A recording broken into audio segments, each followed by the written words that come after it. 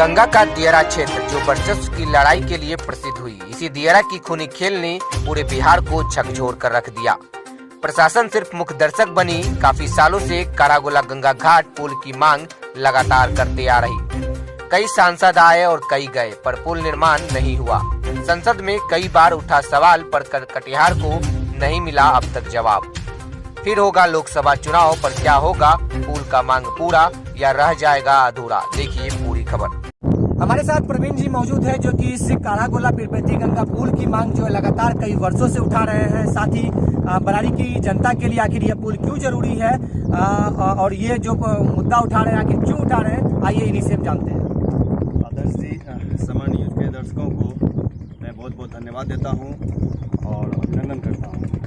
ये जो गंगा पुल है कारागोला से पीरपैंती, या फिर बोले तो दियारा पुल, बेसिकली ये किसानों के लिए बहुत ही महत्वपूर्ण है। आप जान रहे हैं कि ये कटिहार का जो दियारा क्षेत्र है, जो कि सेला से अहमदाबाद तक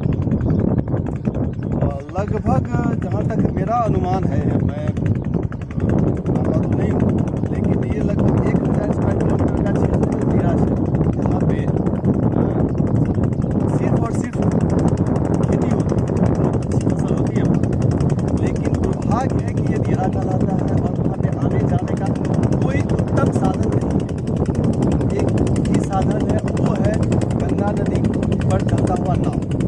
वैसे तो बहुत आसान है, पुल बनना बहुत बड़ा चीज़ नहीं है, लेकिन शासन प्रशासन या जनप्रतिनिधि हमारे चाहे तो कई जगह बनते ही रहते हैं। और मुझे लगता है कि कहीं ना कहीं ये बहुत ही ज़रूरी है कि किसानों अपनी ज़मीन खेती के लिए या उपकरण ले जाने के लिए, खाद बीज या पशु को ले जाने के लिए आवागमन का अभाव। नाव एक खतरनाक आवागमन, आपको बताइए, कई बार घटना दुर्घटना आपने सुनी होगी, इसकी वजह से कई जाने गई। इसलिए आवागमन के लिए पुल होना बहुत ही जरूरी है किसानों को। जरूरी की बात तो आपने बता दिया, पर संसद में कई सांसद ऐसे थे जो कि आवाज भी उठा चुके हैं, पर सरकार के द्वारा उनकी मांगों को पूरा अब तक नहीं किया गया है। इस पर क्या कहना है आपका? वो तो खाना पूर्ति हो गई। आवाज़ उठाने से सिर्फ नहीं बनती, करने से करने वाले।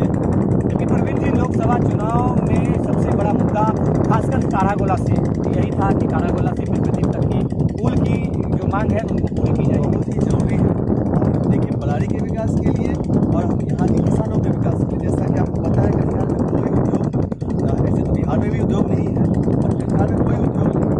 कटिहार का 95% जनता कृषि पे है या कृषि आधारित किसी व्यवसाय से सबको पता। और मुझे ये बताते हुए बहुत खुशी होती है कि किसानों के लिए या किसी क्षेत्र के लिए हमारे नेता, सांसद या विधायक कुछ भी नहीं सोचते। सिर्फ और सिर्फ रोड, सड़क, नाली, गली के बारे में सोच लेते हैं, लेकिन मुख्य आय, मुख्य पेशा किसान, उसके लिए कुछ भी नहीं सोचते। रोड, सड़क, नली और नाली की बात आपने की, उसका भी सामग्री शायद इसी रास्ते से आता है। हाँ, इसके बारे में क्या कहना है? देखिए, ये तो हमारे लिए बहुत ही धरोहर है गंगा, और इसी से हम लोग पहचाने जाते हैं, घर में है नहीं। दियारा के उस पार जो ज़मीन है वो सोना चाहता है, लेकिन ज़रूरत है वहाँ के किसानों को सुविधा देने की, सुरक्षा देने की। जैसा कि आपने बताया, दिनों पहले ये मशहूर हुआ। अब पूछिए वो मशहूर क्यों हुआ, वो वर्चस्व की लड़ाई के लिए क्यों मशहूर हुआ? क्योंकि वहाँ पे प्रशासन या जनता का भी आवागमन बहुत कम है। किसान सिर्फ जाते हैं अपने फसल के लिए, बहुत कड़ी मेहनत से वो फसल जाते हैं, पशु को लेकर जाते हैं नाव से, ट्रैक्टर्स वगैरह या उपकरण वगैरह भी जो भी जाते हैं तो नाव से जाते हैं। मतलब सरकार की तरफ से कोई सुविधा नहीं है, पब्लिक अपने व्यवस्था से उस पर जाती है। और बहुत कड़ी मेहनत से जब फसल लोग जाते हैं, बाद में आ जाता है, वर्चस्व की लड़ाई होती है और वो फसल या रंगदारी या फसल उठाने का काम। किसान काफ़ी, इसका वजह क्या है? फसल, गरीब किसान जो अपने दियारा पे खेती करते हैं और जब फसल काटने की बारी आती है तो उनकी फसल तो होती है। आदर्श क्या है और कैसे इसका निदान होगा? आदर्श जी, अगर जिस जगह पे आदमी ज़्यादा नहीं जाएंगे या प्रशासन नहीं जा पाएंगे बार बार, तो वहाँ पे बुरे लोग ज़्यादा तादाद में हो जाएंगे और अच्छे लोग नहीं। तो सोचिए कि अगर दियारा क्षेत्र में क्यों ऐसा हो, क्योंकि वहाँ प्रशासन नहीं जा पाती है, नेता तो जाते ही नहीं है। आज तक कभी आपने सुना है कि दियरा क्षेत्र में कोई जनप्रतिनिधि विजिट करते हो? कभी नहीं। सिर्फ किसान और किसान को लूटने वाले रंगबाज रंगदार आप जान रहे हैं कौन है, और वो बहुत तादाद में है। उससे लड़ने का किसान के पास कोई हथियार नहीं। शासन प्रशासन इधर ही रहती है, अपने अपने शहरी क्षेत्रों में दियरा पे नहीं जाते, क्योंकि जाने का भी साधन नहीं है और जाना भी नहीं चाहती है, साधन का उपयोग भी नहीं करना चाहती। तो कहीं ना कहीं लगता है कि पुल अगर हो जाए तो किसानों के साथ साथ प्रशासन को भी आने जाने में काफ़ी सुविधा होगी, और ये भी एक है दूसरा बराड़ी का विकास भी बढ़ेगा। जो बता सकता हूँ वो कैसे बढ़ेगा।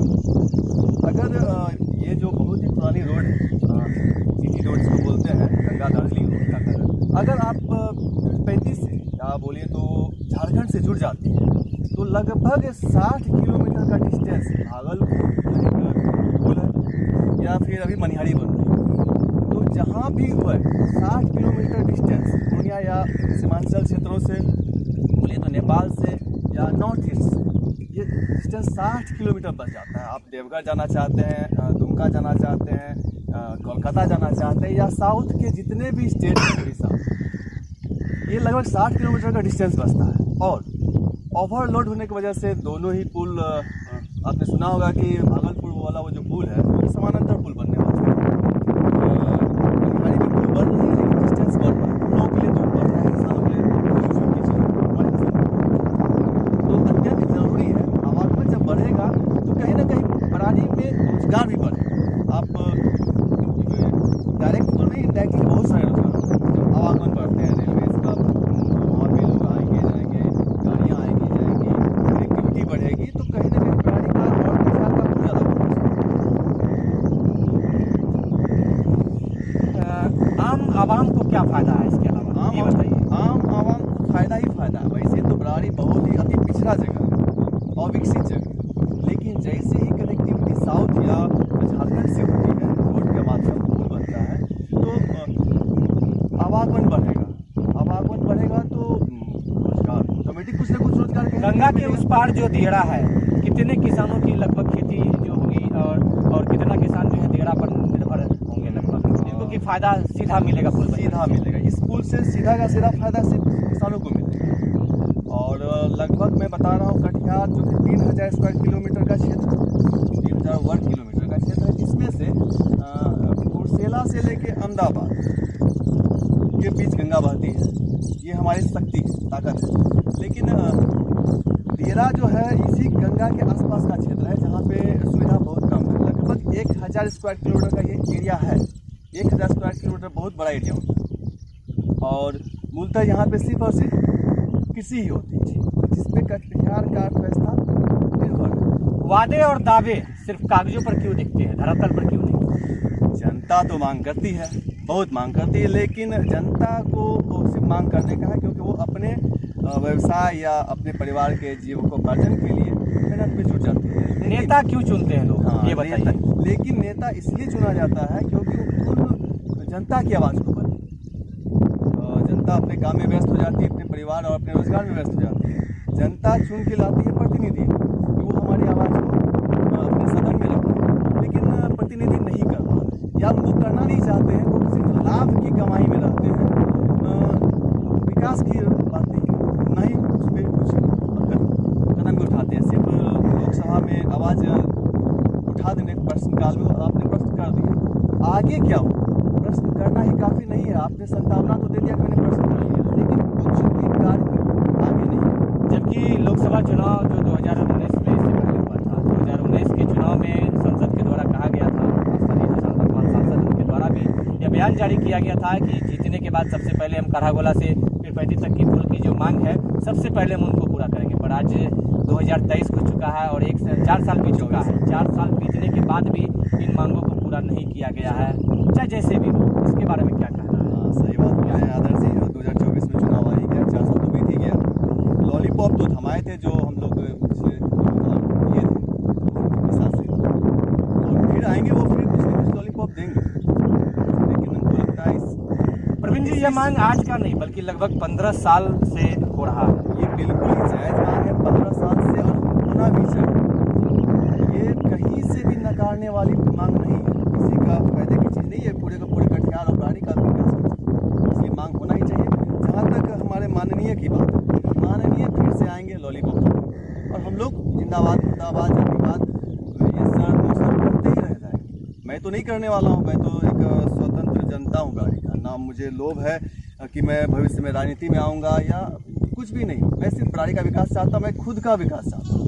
आपने बराड़ी की बात की। बराड़ी में टोटल 22 पंचायत है, नगर पंचायत को लेके 22 पंचायत है। 22 पंचायत के जनप्रतिनिधि को भी इस पुल से फायदा होगा, पर किसी के द्वारा आवाज क्यों नहीं उठाया जा रहा है? कहीं ना कहीं वहाँ पे राजनीतिक वर्चस्व की बात होती है, सॉरी यहाँ राजनीतिक लोभ की बात होती है। कहीं ना कहीं वो हमारे माननीय से जुड़े हुए ऐसा रहता है कि उनके खिलाफ तो खैर, और वो जनता की मांग को नहीं रखना चाहते हैं, सबसे बड़ी बात है। यानी कह सकते हैं कि बराड़ी के विकास से या काढ़ागोला के विकास से किसी जनप्रतिनिधि को कोई मतलब नहीं।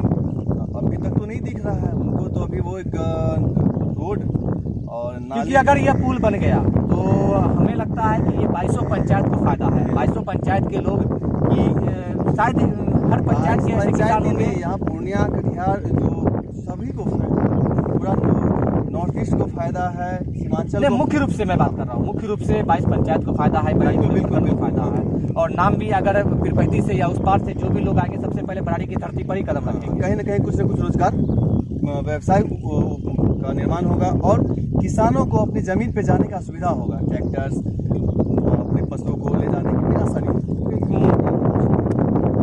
तो अभी आपने सुना प्रवीण जी को, जिन्होंने बताया कि काढ़ागोला से पीरपैती तक की पुल की मांग को आखिर ये क्यों बार बार लगातार सोशल मीडिया के माध्यम से उठा रहे हैं। साथ ही इन्होंने बताया कि पिछले 15 वर्षों से जो यह मांग है लगातार जारी है, पर इनकी सुधि लेने वाला अभी तक कोई नेता ना आए और ना किसी ने सुधि ली। साथ ही हमारे साथ बने रहे, तब तक के लिए